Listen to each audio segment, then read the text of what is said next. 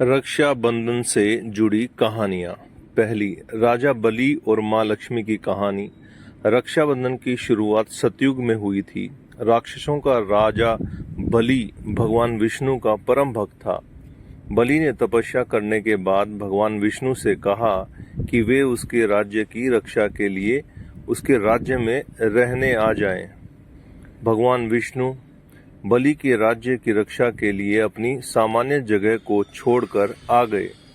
लेकिन इस घटना से मां लक्ष्मी उदास थी। वे चाहती थी कि उस समय विष्णु जी उनके साथ ही रहें। मां लक्ष्मी राजा बलि के पास गई। मां लक्ष्मी राजा बलि के सामने ब्राह्मण महिला का रूप लेकर गई और राजा बलि से कहा कि वे उसके महल में रहना चाहती है।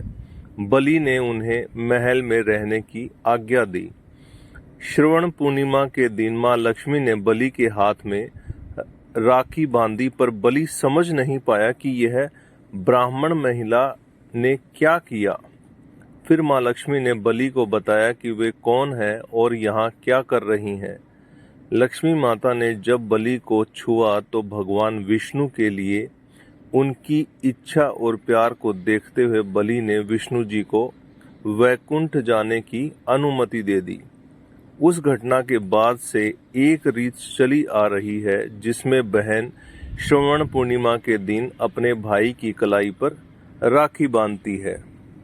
दूसरा, भगवान कृष्ण और द्रौपदी की कहानी। लोगों की भलाई के लिए भगवान कृष्ण ने दुष्ट राजा शिशुपाल को मार दिया था। युद्ध में श्री कृष्ण की एक उंगली पर घाव हो गया था। उस उंगली से खून निकल रहा था। उस समय द्रौपदी वहां मौजूद थी और द्रौपदी सब देख रही थी। उसने तुरंत ही भगवान कृष्ण की उंगली पर अपनी साड़ी का एक टुकड़ा फाड़कर बांध दिया। भगवान कृष्ण ने अपने प्रति द्रौपदी के मन की चिंता और प्रेम के कारण उन्होंने द्रौपदी को अपनी बहन मान लिया। भगवान कृष्ण ने द्रौपदी से कहा कि अगर उसे भविष्य में कोई भी तकलीफ आई तो वे उसकी मदद के लिए हमेशा तैयार रहेंगे। कुछ वर्षों बाद पांडव द्रौपदी को कौरवों से पासे के खेल में हार गए थे। दुशासन ने द्रौपदी का चीरहरण किया था। उस समय भगवान ने द्रौपदी की साड़ी को अपनी शक्ति से बढ़ा दिया था ताकि कौरव द्रौपदी के शरीर से साड़ी हटा ना सकें।